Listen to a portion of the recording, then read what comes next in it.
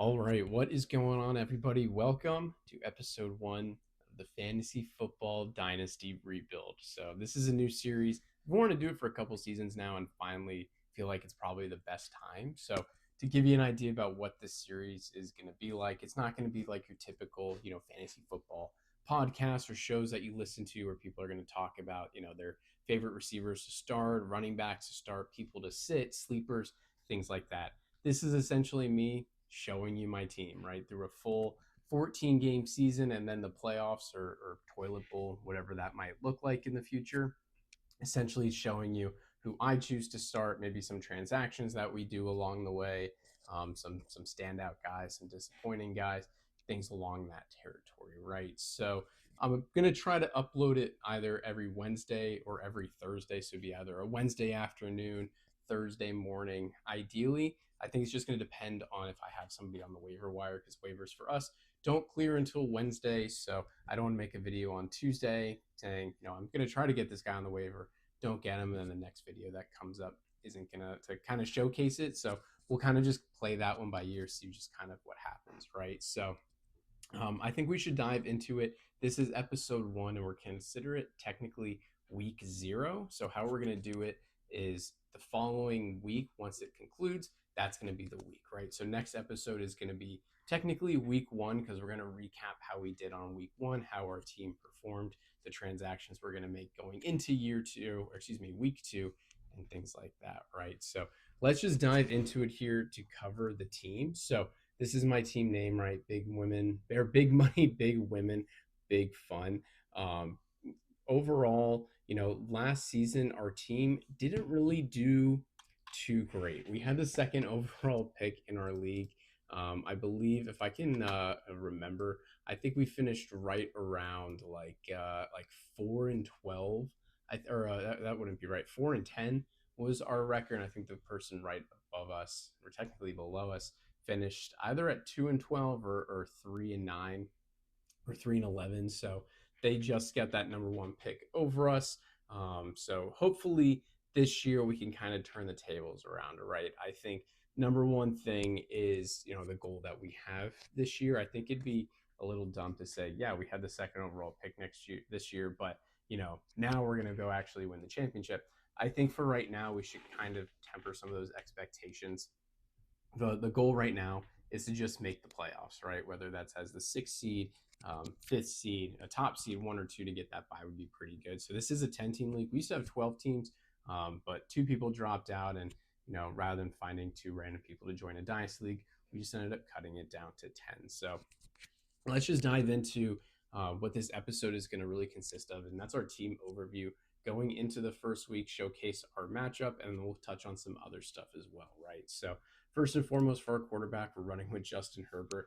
I'm wearing a Chargers jersey. The Chargers are my team. Justin Herbert is my favorite quarterback, let alone favorite player in the NFL, right? I think he's the best quarterback in the NFL. And I'm not saying that because I'm completely biased. I'm saying that because I am completely biased. Justin Herbert is the best player to walk this planet, right? So I know looking at some of his numbers, 2024 wasn't anything super eye popping. It's funny because you look at it and it is actually a really, really good season.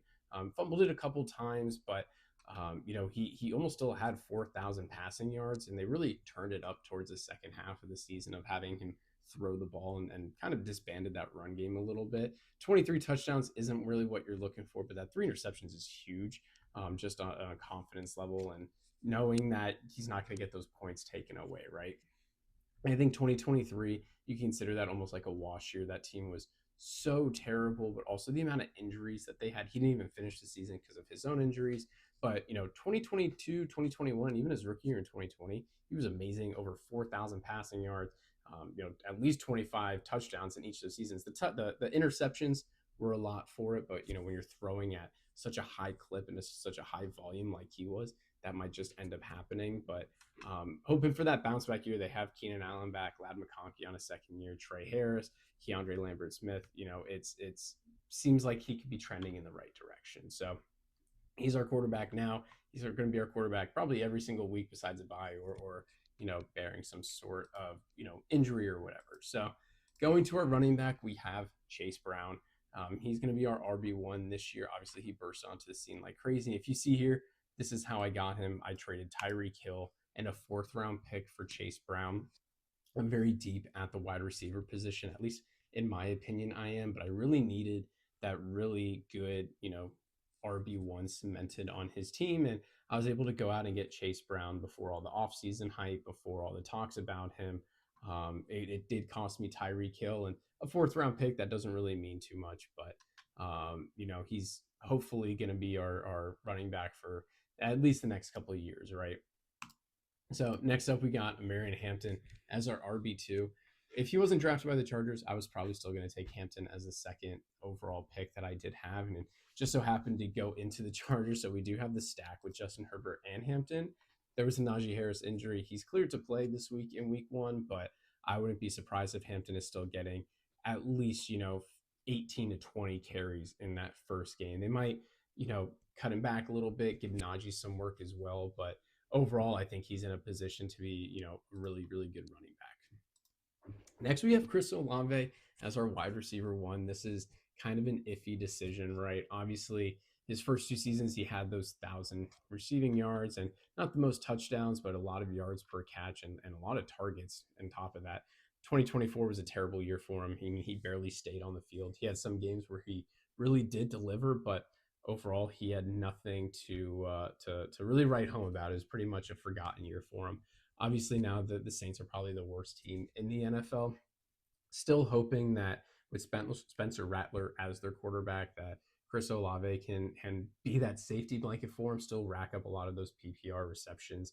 And I think people just forget that his first 2 seasons, he had 1,000 receiving yards, right? You get those touchdowns up, you're talking about a top 15 wide receiver here. So our second wide receiver we have is George Pickens. I traded for George Pickens. We'll get into that trade a little bit right now. It was Mike Evans and Christian McCaffrey for George Pickens and a second round pick. At the time, this is when my team was, clearly not making the playoffs. Wasn't sure if Mike Evans was even going to play another season, and Christian McCaffrey hadn't played all year. Wasn't sure about his health, but I really wanted to make sure that, I got at least some value for him. George Pickens getting traded from the Steelers to the Cowboys is probably the best thing that could have happened for me with this. And obviously having, that contract year he's going into, hopefully first and foremost, he plays the entire season, but also hopefully he kind of busts out and has that year. So then, he can get that pretty big contract, whether it's the Cowboys or another team that needs a wide receiver. I expect George Pickens to have a really good year, right? Next for our tight end, we have TJ Hawkinson. We actually picked TJ up during, I think, the midway point of last season, just off waivers. Nobody put in anything for him.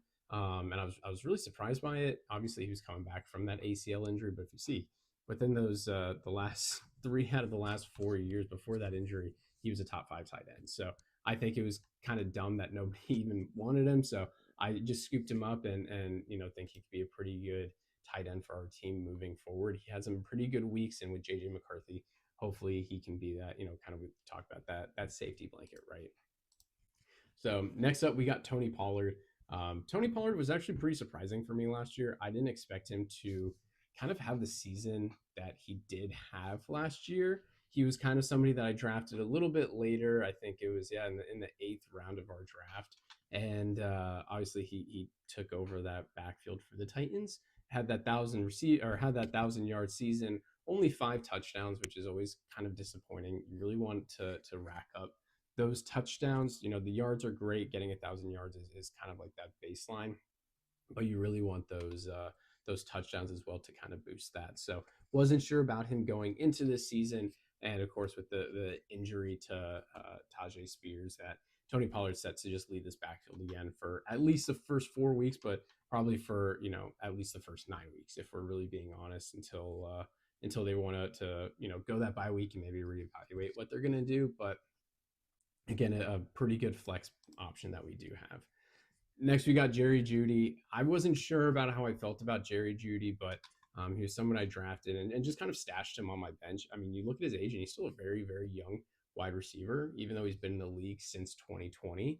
And he didn't really do too much those first couple of years, right? 2022, he almost had that 1,000 yards, but he had the 6 touchdowns, which was pretty nice. And then last year, just out of nowhere, he just started booming after the bye. I think it was right after they traded Amari Cooper, and he really started just getting all of the target shares, all the receptions, and had one of the most explosive runs I think we've seen in fantasy in the last couple of years for a wide receiver in just a span from week 11 to 18, right? So hopefully with Joe Flacco, he keeps that up and can stay pretty consistent with him and still be that wide receiver that we need on this team. But we'll kind of just see how that one ends up playing out, right? And then our kicker, we have Cameron Dicker. It's not because I'm a Chargers fan again. I don't mean to have so many Chargers on my team. It's just Cameron Dicker is just a really, really good quarterback, whether or kicker, whether it's for fantasy or real life, right? He had 9 kicks of 50 plus, 11 from 40 to 49, and he made 39 out of his 42 attempts, right? Even extra points, he was pretty perfect until last year where he had a couple misses. But again, he's a top 5 kicker in the NFL, especially for the fantasy wise. So going up to our bench now, first and foremost, our backup quarterback. We have Caleb Williams. Not sure how he's going to perform this year. He had a fine rookie season last year, right, in terms of actual NFL statistics. 3,500 yards, 20 touchdowns, 6 interceptions. That's good. That's not a bad stat line to have in a season, right? I think the Bears won like 6 games, so that was a pretty big improvement for him. Did fumble a lot, granted, not a very great O line, so he was getting hit a lot. Sacked 68 times, which is pretty crazy. So let's see how that Ben Johnson offense kind of takes over for the Bears if Caleb Williams can be that pretty big asset. Again, we have Justin Herbert. Probably not going to be moving on from Justin Herbert anytime soon, but Caleb Williams pops off. He could be a pretty good trade asset that we do have, or whoever knows what happens, he might end up in the starting roster a couple times. Next on our bench, these next running backs I'm going to go over are just a couple that I grabbed when my team wasn't doing well last year and kind of started letting go of some guys or trading some guys and figured that I would need a couple guys that are rookies last year to possibly step into a role this year. And the first is Braylon Allen, who has gotten a lot of offseason hype. The Breece Hall story has kind of continued all season long into the actual 2025 season. Braylon Allen had a really, really good start to last year and then just faded off a little bit. I think it's just in terms of how that offense was, but at still only 21 years old and a lot of power as a running back, he's someone I'm keeping my eye on pretty closely, see if he can kind of take that step, maybe steal Breece Hall's job, or if they trade Breece Hall, right, that he can kind of be that lead back for the Jets or kind of the majority in that committee. The next one's Blake Corum. He was somebody I thought was pretty good coming out of Michigan. Obviously, didn't get any field play at all last year with Kyron Williams. This season might be a little bit different. He might have a little bit more opportunity with Kyron Williams. They just signed him the extension, so I'm sure they don't want to run him into the ground when they're paying him all that money for so long. So hopefully Blake can maybe see, a bit of an uptick, maybe even like if it's goal line work or whatever it would consist of. And then skipping down, the third one just to cover him is Jalen Wright, someone I picked up last year and kind of had some moments that you thought that he was going to maybe break out, and even this year, all the offseason, possibly like he was going to be the RB2 behind Devon Achane, but with an injury, not a great preseason, and Ollie Gordon looking pretty good. We're not sure what's going to happen with Jalen, so he's on the IR right now. Thankfully, that means we can kind of put him away, not worry about him, and then when the time comes, probably make a decision there. So going back up to some of the rookie we drafted was Bashal Tutton. I think I took him in the second round. I took him towards the end of the second round.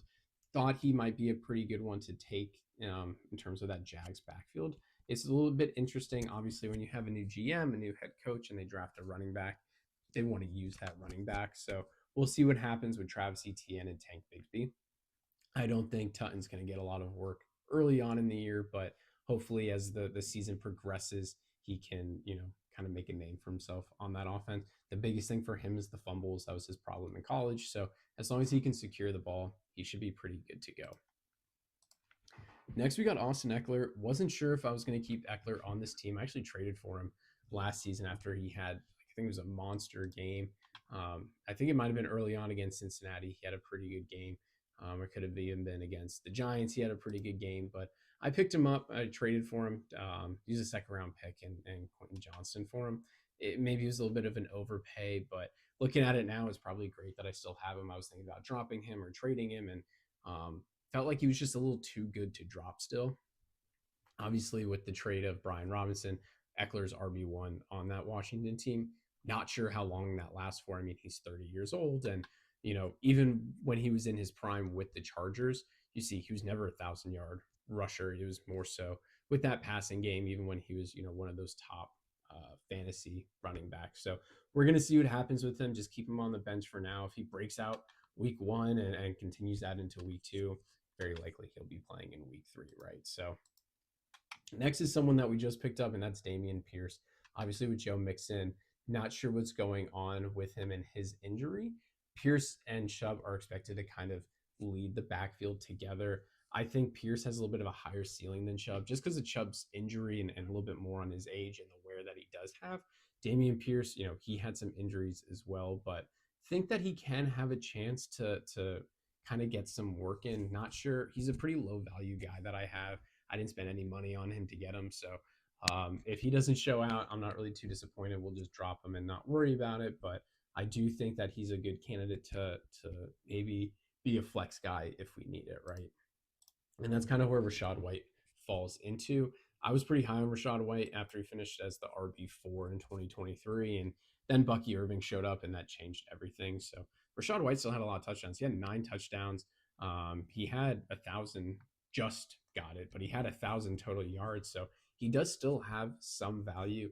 It's just going to see how they use him. Obviously, the Bucks have a different offensive coordinator, so maybe they want to use the pass back a little bit more than just Bucky Irving. But for now, Rachaad White is just staring at Bucky Irving while Bucky's on the field just tearing it up, right?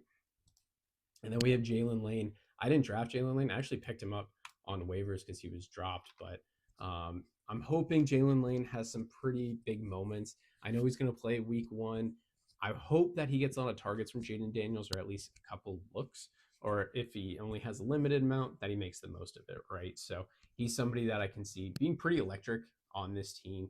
As you can see, we have a pretty young team. If you're looking from Caleb Williams down to Jalen Lane, even Rachaad White still at a pretty good age for a running back. So the big goal is a lot of these guys end up developing at some point this year towards the back half if needed to at least put us in a good spot for whether it's the playoffs or next season. Like I said, we'll kind of see how that plays out. So rounding out the bench that we do have, we picked up Amari Cooper just because our wide receiver depth was a little bit lacking, right? We have our 3 starters as well as Jalen Lane. That's really not too much, and we do need a little bit more wide receiver help. So I picked up Amari Cooper. I spent like 40 fab on him. Nobody else put any money on him, which is very surprising to me. Might have wasted a little bit of money, but that's okay. We'll see how Amari Cooper plays out coming back to the Raiders. I know last season with Buffalo was not a season that you want to join, and with Cleveland as well. But in 2023 had a great year, 2022 a great year, 2021 racking up the touchdowns, and even 2019. So he gets a lot of touchdowns, and that's kind of what I'm hoping he gets. I'd be pretty content if he can get around like 800 yards plus, this 8 touchdowns. I think that'd be pretty good for him. Obviously, 1,000 yards and those touchdowns would be a great season, right? And then next we got Cooper Kupp. I traded for Cooper Kupp. This was before Amari Cooper signed with the Raiders. So this one hurts me a little bit, but I think it was needed for my team. So I traded Jordan Mason and a 3rd-round pick for Cooper Kupp in a 5th round. Again, it was an overpay, and I knew it was as the trade was going on, but I have so many running backs here on this team and not a lot of established wide receivers. So obviously not sure what Cooper Kupp is going to do with Seattle with his first year with a brand new team, but he does have history if he stays healthy where he's a good wide receiver. He's only played a full season twice, right? But ideally that 700 yards plus 6 touchdowns, I think is actually a pretty good spot. If he can get a little bit more, right, and that 1K plus maybe towards like the 8 touchdown mark, I think we'd be sitting a little bit better. But not expecting Cooper Kupp to be that wide receiver, top 5 wide receiver and a top 10 wide receiver. But I do hope that with Sam Darnold there that he can make some moments happen. And then lastly on our bench, we have Quentin Johnson. I actually picked him up, even though he drops the ball like crazy. And this is the whole reason is his 8 touchdowns, right? So he's developed pretty good as a wide receiver. I know he has, in the big moments he hasn't shown up, right? But you know, his first season, 430 yards, 2 touchdowns, for a first round pick, that's really not what you want to see. But come to the following season, right? More receptions, 700 yards, 8 touchdowns, which is pretty crazy of a jump from 2 to 8. I want to see how he does this year. If you're going just on track, he should get around 1,000 yards and 12 touchdowns, right? Probably not going to happen, but it would be nice to see that. I think he just has enough value to not be on the waivers, right? To just hang on to him. So going into our IR, we have Tank Dell. He just kind of sits here. He's probably not going to play this year. If he does come back towards the second half of the season and our team's in contention, that could be huge. But I traded a fifth round pick for him. So the guy was just trying to get rid of him on his IR. He had to put somebody else there. If he plays, that's amazing. If not, like I said, it's kind of no harm of having a 25-year-old wide receiver on our team that was really looking like a huge breakout kind of guy before his knee injury. So moving on down to our taxi squad. First, we have our backup tight end of Mason Taylor. I took Mason Taylor in the second round with my first pick in the second round. He's somebody that I know a lot of people aren't really high on Justin Fields or the Jets in general, but I think he is a body. He's an immediate starter on that team, and forming a connection with someone like Justin Fields can be pretty huge, especially as, like I said, kind of that safety blanket on that team. So we'll see how it pans out. I was pretty high on Mason Taylor in the draft too. And then from there, we have Isaac Tesla or Isak Tesla. I think it's Isaac Tesla. But he has had an absolute amazing offseason. I took him in the fifth round, which I think we only do 6 rounds. So I got him towards the end of our draft. I know he was a pretty big draft pick, so I'm kind of surprised he slid that far. But again, has had a huge preseason. Definitely going to get some action week 1. I don't know if he's technically the starting wide receiver 3 or if it's kind of a tandem between him and Khalif Raymond. Not really sure how they're going to do it, but again, he's been insane, and I'm hoping that he's kind of, out of all the wide receivers I drafted, that he's the one that really shows out. Then we got Jalen Noel with the Texans. I'm hoping at some point he takes Christian Kirk's job. I'm sure he'll see some snaps week 1. Again, I drafted him a little bit earlier. I drafted him in the third round. I do think at some point he is going to take Christian Kirk's job in that slot role. CJ Stroud relies on the slot a lot, so we'll just kind of see how it plays out, because obviously you have Jalen Noel and Jaden Higgins, both of them coming from Iowa State. Jaden Higgins has a bit of a higher ceiling, as a lot of people think, so we're just going to have to see how they work together. And then finally, we have Kamir Dyke. I picked him up on waivers. He was trending pretty high. I didn't know why, but I still picked him up anyways. The philosophy I have with him is, I know he's a kick returner, but a rookie wide receiver that's I think it was a third round pick, and rookie quarterback can develop a bond pretty good. Again, does that happen?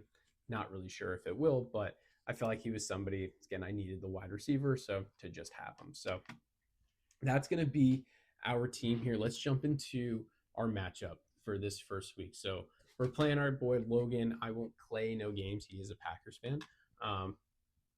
I will say Logan did inherit this team. So like I said, we have a 10-team league, 2 people left, and then 1 person actually left as well. So it's leaving us at 9. So we brought Logan into it. So we did inherit this team, which is, I guess, not really fair to him, but that's just kind of how the world works sometimes. So we both have the Chargers and Chiefs going at each other on Friday. So we'll be both watching pretty closely with terms of Herbert and Mahomes. His running backs, he's got Montgomery and Swift against my Brown and Hampton. Definitely think I have an edge on it. I think the big question is probably going to be how Hampton does. If he gets a lot of work against that Chiefs front, or if they kind of let him sit back a little bit more. In terms of the wide receivers, I think it's pretty even besides Nico Collins. Not sure how Nico Collins is going to play, right? I mean, he had that injury last year. He only played 12 games, and he does have the touchdowns and still had the 1,000 yards because he had some really, really big moments and then, was asleep and then came back. So Nico Collins is the guy that we're probably most worried about on this team. Jacoby Myers, not sure how it's going to work with him. Doesn't seem like he's too happy with the Raiders. I think it's all for a contract. I don't think it's, in terms of his actual usage, obviously, because, he had a really, really good season last year. Probably wanted more touchdowns, but that's whatever. But now they have Amari Cooper as well as Ashton Jonty. So his usage might be trending in the wrong direction, right? So next you got Njoku on his team, who has had some really great seasons. Njoku is a pretty reliable tight end, and with Joe Flacco, that's going to be pretty huge. He does have Devontae Adams. First game with the new team, we'll kind of see how that all plays out. Jalen Warren, the lead back for this team, just signed that extension. Oh, just signed the extension. Wow. Okay. They did draft a running back. They drafted Caleb Johnson. So, well, again, that's going to be something that we see how they do. He's playing the Jets, so I'm sure he's going to run pretty well. And then he got Young Hoku as his kicker. So we're not going to go into the bench because that's kind of irrelevant. I don't think he's going to be changing. If you want to check it out, here it is right here. Not anything to write home about. Besides Keenan Allen, that's always pretty good. But again, not something I'm too concerned about. So before we wrap it up, I want to just kind of jump into one last thing here. This is going to be my fantasy football dynasty GM sheet. So here it is. Let me get that to the full screen. So this is almost like my fantasy football.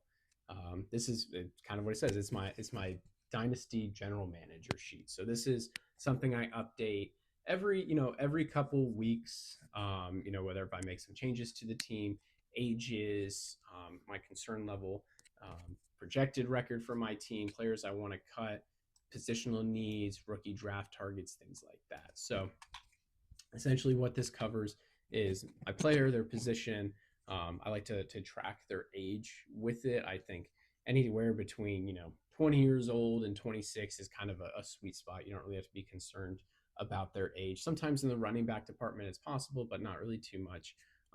When they get to 27, that's when there's some concern. 27, 28, and 29 is when you kind of want to be mindful of that. And then obviously in 30 and up, that's when you're probably a little bit worried and want to make sure that that's not your number one option, right? So I put the year they're drafted, not really any particular reason. It's just something I like to put there. Their unrestricted free agent year. So, a lot of players sometimes will have those options in their contract. This is excluding the options. So say their contract runs completely through and they get picked up, their player option gets picked up. We kind of go through. So if you see, we have a lot of guys that in 2026 are going to be looking for a new job. Rashad White, this is his last year with the Bucks. Austin Eckler's last year with the Commanders. Amari Cooper and Cooper Kupp, they're both kind of on theirs last years, I believe. George Pickens is looking for a contract, and I think even Chris Olave is another one. If I have it here, it must be true, but I put if they're a rookie. But the big part about this is, if I see that this is the case and my team's not performing, I want to get rid of these guys. I'm not going to get any value for them. Even if it's a late round pick or a late fly or something like that would be nice. And then my level of concern, right? A lot of guys are kind of in that mid-level unless they're really established, right? So Chase Brown, I have no concern. Justin Herbert, Caleb Williams, Tony Pollard, no concern over those guys. Jerry Jeudy, no concern. Even Quentin Johnson, I don't have much concern over him. Then there's other guys, rookies all get a bit of a mid concern just because they're rookies and you don't know what to expect. Some high ones are, Austin Eckler's, possible low usage. Didn't update that since the Brian Robinson trade, but I'd probably put still as some high as his age instead now, because he is kind of getting to that point as a running back that you're kind of a little unsure about.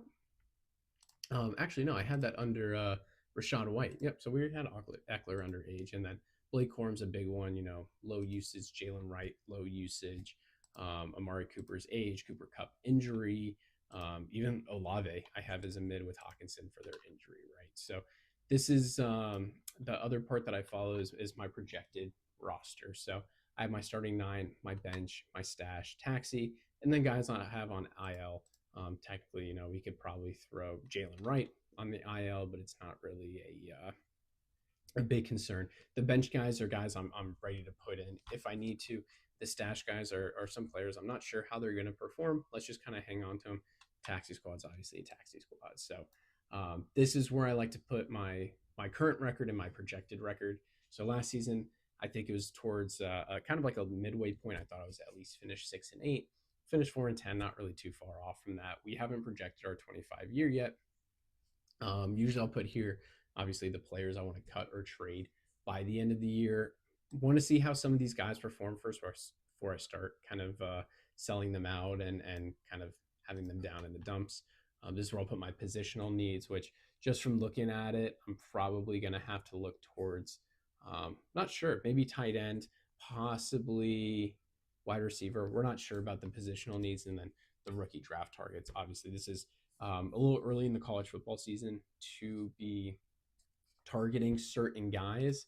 Some guys allowed to get hype, but you want to see how they play out, and a lot of things can change, right? And then up here is where I put my draft picks. So this year, I pick up, I trade picks, and then I'll put down whose picks I have if I traded back for them. Going into 2026, see how the season goes. I don't have a second or third round pick, but obviously a lot of that can change. If we're not playing very well, we could probably recoup some of that loss. Trade or draft day is usually a pretty big day when a lot of trades happen and a lot of picks get moved around. That's how I got two different picks. Actually, I think all three of these picks came on draft day last year. So a lot of it can change, a lot of it can happen. But as of now, all I have is that first round pick and then some late flyers. So we'll see how everything goes.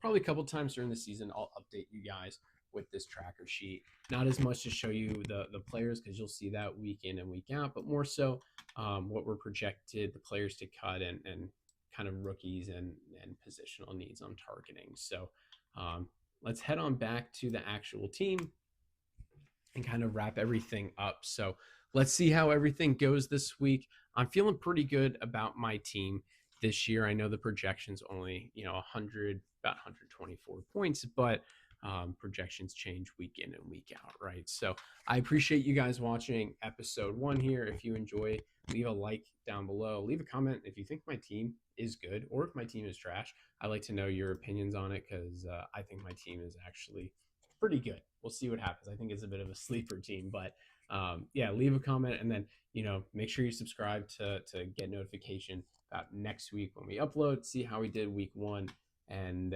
see if we're in a position to kind of do it again in week 2. So I appreciate you guys watching, and I'll see you next week. All right.